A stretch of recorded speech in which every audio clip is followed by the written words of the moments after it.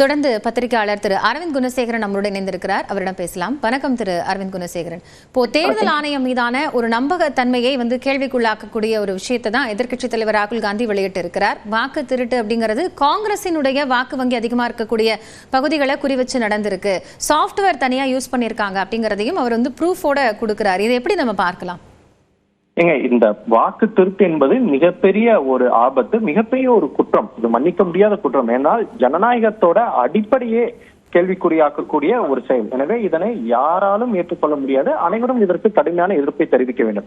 இதில் காங்கிரஸ் அதிகமாக வெற்றி பெறக்கூடிய வாக்குச்சாவடிகளா இல்லை என்பது மற்றொரு வாதம். ஆனால் இது போன்ற ஒரு வாக்கு திருட்டு, அதாவது ஒருவருடைய வாக்குரிமையை அவருக்கு அறியாமலே அல்லது அவருக்கு தெரியாமல் அவருடைய அனுமதி இல்லாமல் அவருடைய பெயரை வாக்காளர் பட்டியலிலிருந்து அவருடைய பெயரை நீக்குவது என்பது மிகப்பெரிய குற்றம். அதைத்தான் தற்போது ராகுல் காந்தி ஆதாரப்பூர்வமாக வெளியிட்டிருக்கிறார். கர்நாடகா மாநிலத்தில் உள்ள அலந்த் என்ற ஒரு தொகுதியில் வாக்காளர்களுடைய அனுமதியே இல்லாமல் அவர்களுக்கே தெரியாமல் அவர்களுடைய பெயரை நீக்கப்பட்டிருக்கிறது. யாரோ ஒருவர் கர்நாடகா மாநிலத்திலிருந்து வேறொரு மாநிலத்தில் இருக்கக்கூடிய மொபைல் எண்ணை பயன்படுத்தி அவர்களுடைய பெயரை நீக்க முயற்சித்திருக்கிறார்கள் என்ற குற்றச்சாட்டை ஆதாரப்பூர்வமாக ராகுல் காந்தி தெரிவித்திருக்கிறார். இது போன்ற ஒரு சம்பவம் நடந்திருக்கிறது என்பதை இந்திய தேர்தல் ஆணையம் ஏற்றுக்கொள்கிறது. கர்நாடக காவல்துறையானது இந்த வழக்கை விசாரித்து வருகிறது. ஆனால் ஐபி அட்ரஸ், ஒவ்வொரு மொபைலுக்கும் என ஒரு ஐபி அட்ரஸ் இருக்கிறது. இந்திய தேர்தல் ஆணைய வெப்சைட்டில் சென்றுதான் இது போன்ற ஒரு முறைகேட்டில் ஈடுபட்டிருக்கிறார்கள். ஒரு மொபைல் எண்ணை பயன்படுத்தி தான், அதன் மூலமாக இன்டர்நெட் வசதியை பெற்றுக்கொண்டுதான் இந்த இந்திய தேர்தல் ஆணையத்தின் வெப்சைட்டில் சென்று இது போன்ற முறைகேட்டில் ஈடுபட்டிருக்கிறார்கள். அந்த ஐபி அட்ரஸ், அதே போல ஓடிபி வரும், அந்த ஓடிபி யாருக்கு சென்றது போன்ற தகவல்களை இந்திய தேர்தல் ஆணையத்திடமிருந்து கர்நாடகா காவல்துறை கேட்கிறார்கள். 18 முறை கடிதம் எழுதியிருக்கிறார்கள் அந்த தரவுகளை தர சொல்லி. தற்போது வரை இந்திய தேர்தல் ஆணையம் அதனை தர மறுக்கிறது. ஏனென்றால் இந்திய தேர்தல் ஆணையத்தின் வெப்சைட் மூலமாக தான் இந்த முறைகேடு நடந்திருக்கிறது. இது போன்ற ஒரு மிகவும் முக்கியமான கிரிமினல், அதாவது குற்றம் புரிந்ததற்கான ஒரு விசாரணை நடைபெறும் போது அந்த விசாரணைக்கு ஒத்துழைக்காமல் இந்திய தேர்தல் ஆணையம் இது போன்ற தகவலை தர மறுப்பது எந்த விதத்திலும் ஏற்றுக்கொள்ள முடியாது. ஏன் இந்திய தேர்தல் ஆணையம் இதை தர மறுக்கிறார்கள் என்ற கேள்விக்கு தான் தற்போது வரை பதிலே இல்லாமல் நாம் இருக்கிறோம்.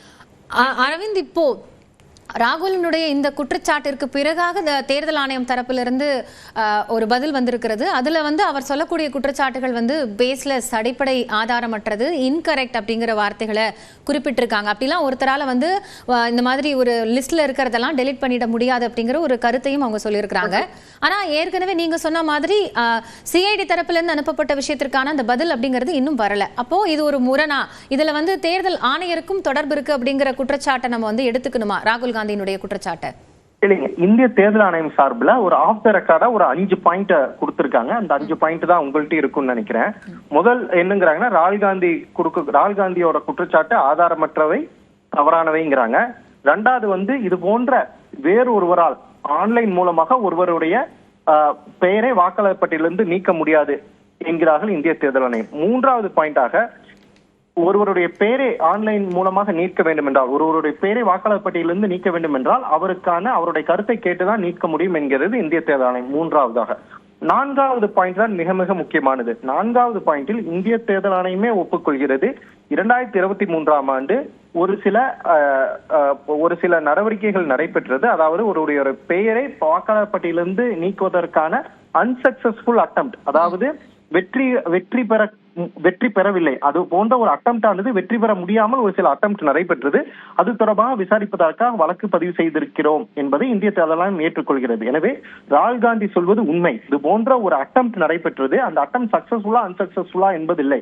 ஒருவருடைய பெயரை வேறொரு மாநிலத்திலிருந்து ஒருவருடைய பெயரை வாக்காளர் பட்டியலிருந்து நீக்க முடியும், அதற்கான ஒரு அட்டெம்ப்ட் நடைபெற்றிருக்கிறது, அதற்காக வழக்கு பதிவு செய்யப்பட்டிருக்கிறது என இந்திய தேர்தல் ஆணையமே ஒப்புக்கொள்ளும் பட்சத்தில் ஏன் கர்நாடகா மாநில காவல்துறை அந்த மொபைல் எண்ணை பயன்படுத்தி யாருடைய ஐபி அட்ரஸிலிருந்து நடைபெற்றிருக்கிறது, அந்த ஐபி அட்ரஸ் உடைய தரவுகளை கேட்கும் போது ஏன் இந்திய தேர்தல் ஆணையம் தர மறுக்கிறது? வழக்கு பதிவு செய்திருக்கிறார்கள் என இந்திய தேர்தல் ஆணையம் ஒப்புக்கொள்ளும் போது ஏன் அந்த தகவலை தர மறுக்கிறார்கள்? அதில் முக்கியம் என்னவென்றால், அந்த வழக்கு பதிவு செய்ததே நாங்கள் தான் என ஒப்புக்கொள்ளும் இந்திய தேர்தல் ஆணையம் இது போன்ற ஒரு இம்பார்ட்டன்டான டீட்டெயிலை இந்திய தேர்தல் ஆணையம் ஏன் காவல்துறைக்கு தர மறுக்கிறார்கள்? அப்படி என்றால் ஏதே ஒன்றை இந்திய தேர்தல் ஆணையம் மறைக்கிறார்கள் என்றுதான் பொருள். எனவே இந்திய தேர்தல் ஆணையம் இந்த வழக்கு விசாரணைக்கு முழுமையாக ஒத்துழைப்பு தர வேண்டும். இந்த வழக்கை லாஜிக்கல் கன்க்ளூஷனுக்கு, அதாவது இந்த விசாரணை லாஜிக்கல் கன்க்ளூஷனுக்கு எடுத்து சென்று இதற்கு பின்னால் யார் இருக்கிறார்கள் என்பதனை கண்டுபிடிக்க இந்திய தேர்தல் ஆணையம் ஒத்துழைக்க வேண்டும். இல்லை என்றால் இந்திய தேர்தல் ஆணையம் ஒருதலைபட்சமாக செயல்படுகிறது என்ற எதிர்க்கட்சிகளின் குற்றச்சாட்டு உண்மையாகிறது. நன்றி திரு அரவிந்த் குணசேகரன், இணைப்பிலிருந்து உங்களுடைய கருத்துக்களை பகிர்ந்து கொண்டமைக்காக.